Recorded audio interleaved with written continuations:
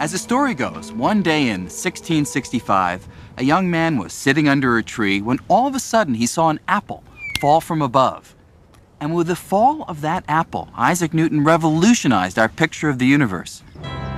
In an audacious proposal for his time, Newton proclaimed that the force pulling apples to the ground and the force keeping the moon in orbit around the Earth were actually one and the same.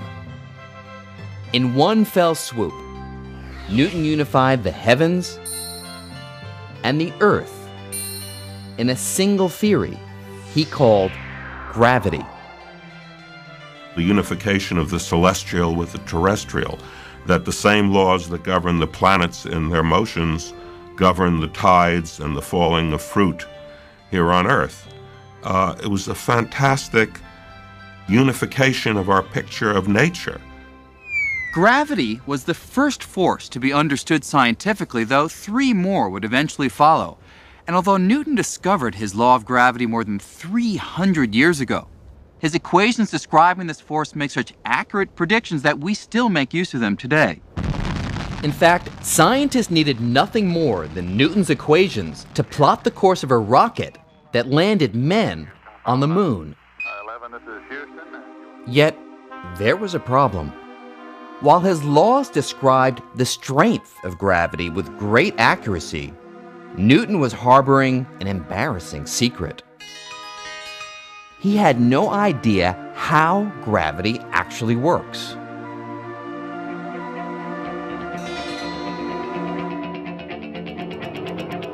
For nearly 250 years, scientists were content to look the other way when confronted with this mystery.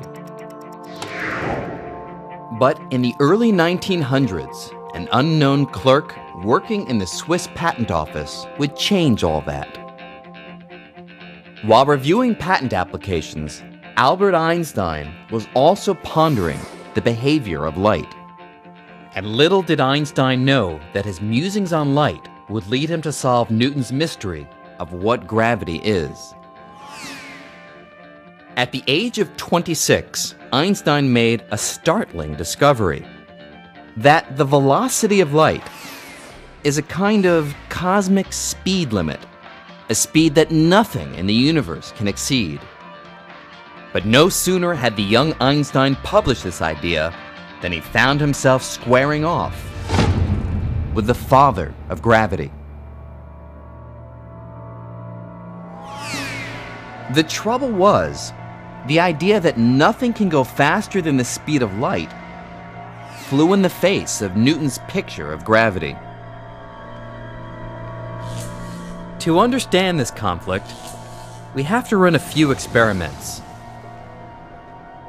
And to begin with, Let's create a cosmic catastrophe.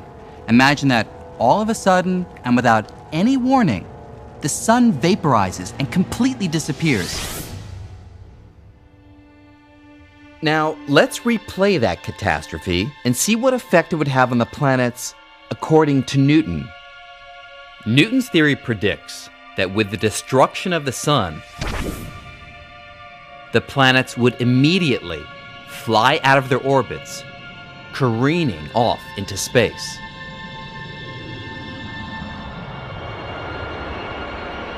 In other words, Newton thought that gravity was a force that acts instantaneously across any distance, and so we would immediately feel the effect of the sun's destruction. But Einstein saw a big problem with Newton's theory. A problem that arose from his work with light. Einstein knew light doesn't travel instantaneously. In fact, it takes 8 minutes for the sun's rays to travel the 93 million miles to the Earth. And since he had shown that nothing, not even gravity, can travel faster than light, how could the Earth be released from orbit before the darkness resulting from the sun's disappearance reached our eyes?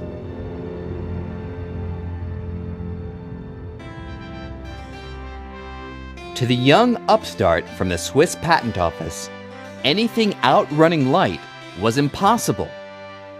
And that meant the 250-year-old Newtonian picture of gravity was wrong. If Newton is wrong, then why do the planets stay up? Because remember, the triumph of Newton's equations come from the quest to understand the planets and the stars. In particular, the problem of why do the planets have the orbits that they do. And with Newton's equations, you can calculate the way that the planets will move. Einstein's got to resolve this dilemma. In his late 20s, Einstein had to come up with a new picture of the universe in which gravity does not exceed the cosmic speed limit. Still working his day job in the patent office, Einstein embarked on a solitary quest to solve this mystery. After nearly 10 years of racking his brain, he found the answer in a new kind of unification.